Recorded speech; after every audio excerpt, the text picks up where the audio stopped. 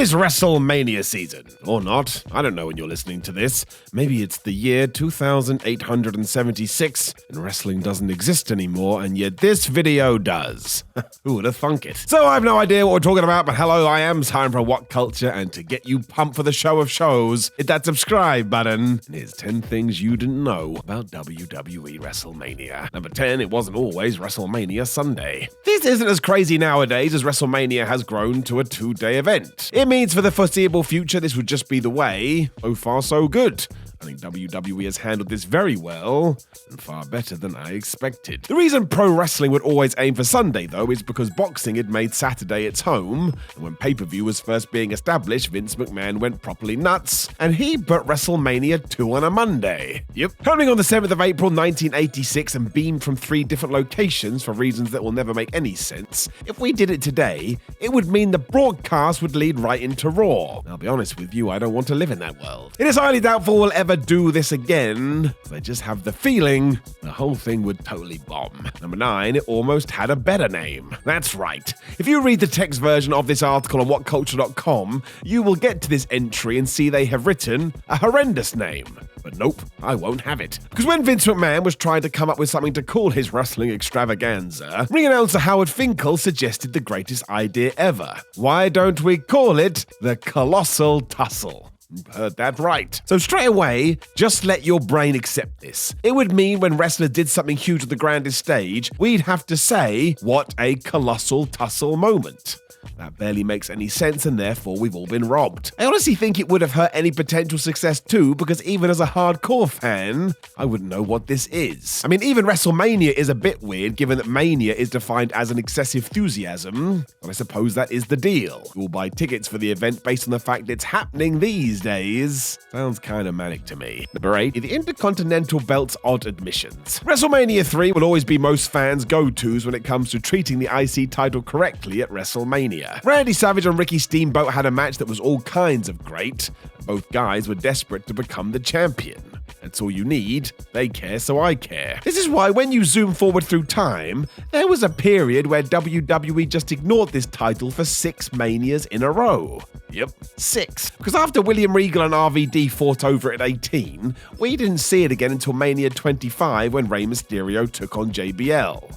Don't get me wrong, fans were annoyed about this. The powers that be just didn't seem to care. This didn't help that though, as this match only went 21 seconds because Bradshaw was severely injured, and it wouldn't be until Mania 28 when Cody Rhodes and the Big Show went at it that all of this felt like it'd been sorted out. If you were watching at the time, it shouldn't have been a huge shock, to be fair. Vince McMahon just didn't care about this belt for a while, to the point it even got retired later on. What on earth were we thinking? Number 7, Steel Cage fans had quite the wait. While the Hell in a Cell has been willed out for Mania ever since it debuted in 1997, the traditional Steel Cage was not as popular come the granddaddy of them all.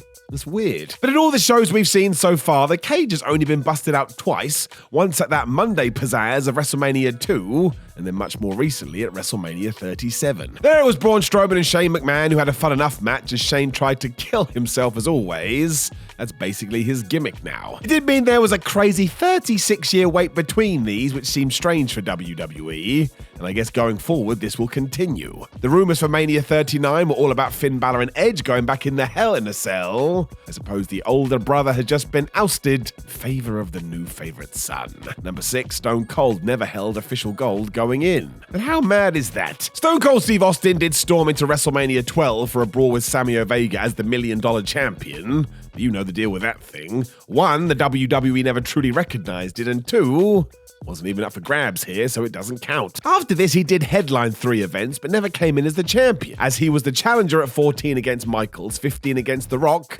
which was the same at 17. I mean, he won titles at all of them, but this was the secret sauce with the rattlesnake that WWE picked up on. Money was in the chase, especially if you blew the storyline off at WrestleMania. Given that Stone Cold, however, was one of the biggest drawing wrestlers ever, however, this is totally bonkers. I don't really understand how it happened in the first place. Number 5, Steve Austin's unique history. And carrying on with Austin, his Mania story is just wild. Because due to his success and the fact he did return in 2022 to have a main event with Kevin Owens, Stone Cold is now the only man to have headlined the pay-per-view in the 90s, the 2000s, and the 2020s. Obviously there's a gap for the 2010s because he wasn't around, but come on now, what a stat this is. It's hard to even imagine someone else coming close to this, although I suppose John Cena could, depending on what happens with his future. We all know he has a record when it comes to WrestleMania, but let's take a quick sidestep and compare this to Hulk Hogan. The Hulkster main evented so many of these shows, but he won't get anywhere near this. It just reminds you of the drawing power of the crazy bionic redneck. Number 4, 3 other performers have crossed 3 decades. So if we continue this on, who is in a close second place?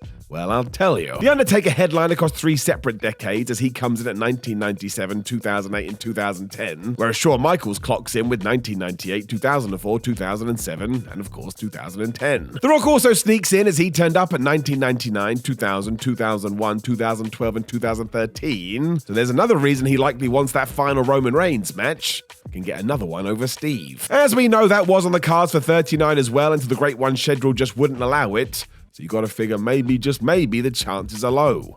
I mean, is he going to be any freer next year? Nope. I think the ship may have sailed. Number 3, Triple H's surprising record. Current WWE head honcho Paul Levesque had worked an amazing 23 matches at WrestleMania. His first was a loss to the Ultimate Warrior in 1996, and from there, he lost an incredible 12 more times, so 13 in total. It's a terrible record. He also racked up 10 wins, but that still means he gets defeated more than he's victorious, which kind of flies in the face of this idea that the game refused to lose on the biggest stage. I mean, he was the first heel to be successful in a WrestleMania main event in 2000, but still, when he had to get his ass whooped, he did, kind of. Booker T match is still baffling. Given that it seems hugely unlikely he will ever return to the ring due to his health, this seems to be set in stone now, and to think it all began when the Ultimate Warrior shut down all of his ideas and told Hunter he was losing to his finish in less than a minute.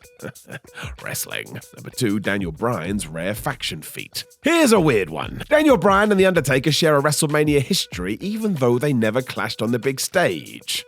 We shall start with the dead man, because he has beaten every single member of Evolution on different shows. This came with Ric Flair at WrestleMania 18, Randy Orton at 21, Batista at 23, then he whooped Triple H a massive 3 times across these shows. When it comes to Bryan, though, he basically beat the remaining active members of the group in one night. Because we all know the deal at WrestleMania 30, Daniel got rid of Hunter and then defeated Randy Orton and Batista in the main event. It's still awesome. It also underlines how important he was in 2014, because this doesn't just happen. And while we did have to go all over the place to get here, at least when all was said and done, we got the satisfaction we needed. That is the point of wrestling, after all. Number 1, Seth Rollins is younger than WrestleMania. So why is this relevant? There's a lot of people who fit into this category, but with Seth Rollins, he has a certain record that no one can take away. He became the first main event winner to be born after the event itself was created. Yep. Happening at 31 when he cashed in his Money in the Bank briefcase during an awesome twist. It all begins when Rollins was born in May 1986. This also means he actually popped into the world after the second Mania, and while Roman Reigns and Becky Lynch would join this list, they weren't first. Nobody can alter that. Also, what Seth did was just far cooler than the rest. Seeing Rollins leg it out during the Roman Reigns-Brock Lesnar match was a proper colossal tussle moment. And now we have definitely put that to bed, because no, still doesn't work. Is there anything else that some people may not know about WrestleMania? Make sure you let us know in the comments below, and don't forget to like the video, share the video, and subscribe. Then head over to whatculture.com where you can read yourself some articles. Please do come follow us on social media, WhatCulture WWE and Simon316. And if you would like to watch another video on the screen right now, I would love you to click one. My name is Simon for What Culture. Thank you very much for joining me as always. You take care of yourself, and I'll speak to you soon.